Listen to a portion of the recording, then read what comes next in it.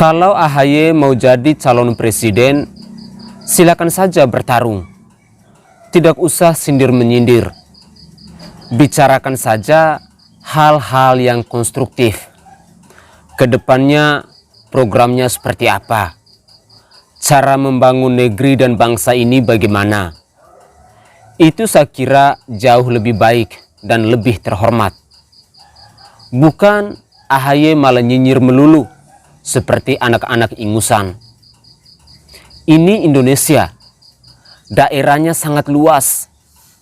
Sukunya ribuan serta lain sebagainya. Kita tahu sendiri bahwa Indonesia ini adalah negara yang beragam budaya. Negara Bhinneka Tunggal Ika. Bukan Anda malah mengeluarkan statement-statement sampah yang membuat masyarakat Indonesia makin muak dan makin tidak percaya lagi dengan Partai Demokrat ini. Mikir dong, cita-citanya mau jadi pemimpin bangsa. Tapi kenapa kelakuannya seperti anak-anak?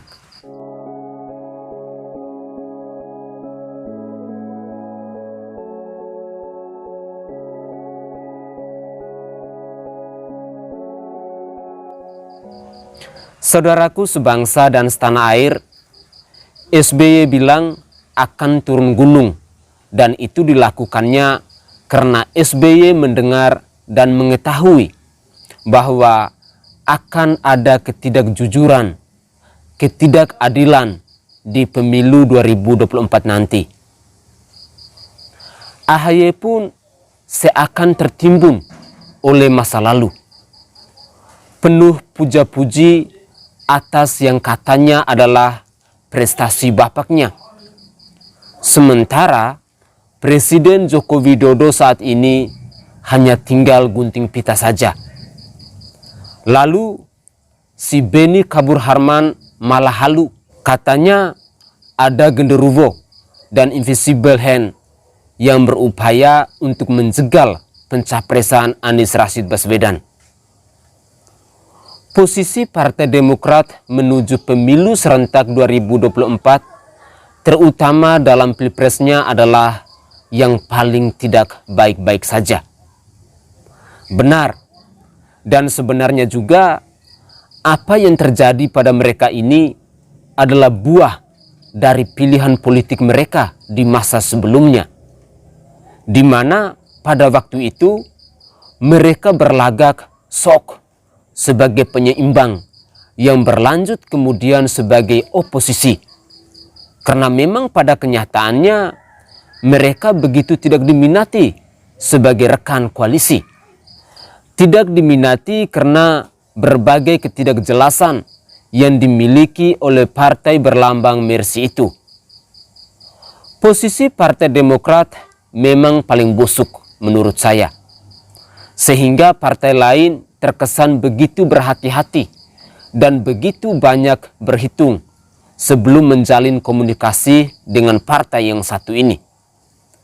Nah, dengan berbagai pernyataan dan kelakuan dari SBY, AHY, dan Beni Kabur Harman di atas, bukan tidak mungkin bila di kemudian hari malah semakin membuat partai lain merasa jijik dengan mereka ini. Jelas, siapa yang menganut dan menuntut prinsip kedewasaan politik, melihat tingkat Demokrat itu yang ada tentu hanya rasa malu. Ternyata Partai Demokrat kok seculun itu ya. Itu jelas sangat tidak layak ketika tokoh sekaliber SBY yang mantan presiden 2 kali berturut-turut menjadikan tudingan kecurigaan dan sesuatu yang belum terjadi sebagai alasan untuk berbuat sesuatu. Benar-benar ini sangat membingungkan. Lebih diperparah juga dengan pernyataan Beni Kabur Harman dan AHY. Sudah jelas tidak ada yang aneh dengan proses pencapresan Anies. Bahkan yang secara resmi saja belum. Beni Kabur Harman jelas tidak lebih dari sekedar seorang yang ngawur dan pengecut. Ngawur karena berpendapat tanpa dasar. Dan pengecut karena yang dia anggap genderuwo dan invisible hand itu tidak jelas siapanya, sehingga tidak bisa dikonfirmasikan. Sementara AHY belum juga berubah, masih culun dan amatiran. Bukannya membangun citra sebagai calon pemimpin, namun malah sok lebay dengan memori indah yang cilakannya tidak ada hubungannya sama sekali dengan rekam jejak kiprah politiknya. Iya, segala prestasi apapun yang dimiliki oleh SBY jelas bukan sesuatu yang bisa dianggap warisan untuknya, karena nggak nyambung. Nah, tidak heran ketika kemudian Nasdem merasa risih juga dengan kelakuan AHY CS tersebut. Politisi dari Partai Nasional Demokrat atau Nasdem, Irma Suryani Caniago, mengungkapkan jika AHY ingin menjadi calon presiden atau capres di Pilpres 2024, maka menurutnya tidak perlu untuk menyindir era kepemimpinan Presiden Joko Widodo. Kalau AHY mau jadi calon presiden, silakan saja bertarung. Nggak usah sindir-menyindir. Bicarakan saja hal-hal yang konstruktif. Kedepannya programnya seperti apa? Itu saya kira lebih baik. Ujarnya dikutip dari YouTube TV One pada hari Minggu tanggal 18 September 2022 seperti dikutip oleh tribunnews.com.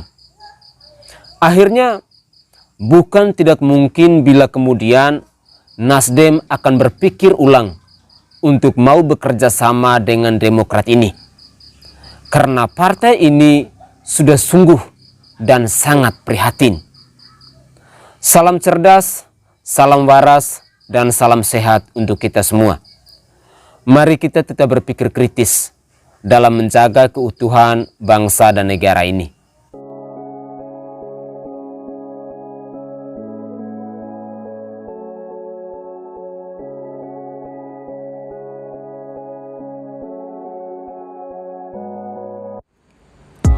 Minyak Prabu merupakan salah satu minyak herbal yang mengandung 81 rempah-rempah asli dan dibuat langsung di Pulau Bali dengan menjamin kebersihannya. Minyak Prabu dapat membantu dalam menyembuhkan segala macam jenis penyakit kulit dan juga bisa membantu dalam meredakan sakit perut saat haid, pegal-pegal, dan masih banyak lagi. Minyak Prabu kini hadir untuk menemani aktivitas kalian semua dan memudahkan untuk dibawa kemana-mana. Minyak Prabu memiliki aroma yang wangi dan pastinya nyaman untuk digunakan. Buat apa ragu lagi, gunakan minyak Prabu, bukti menjadi saksi.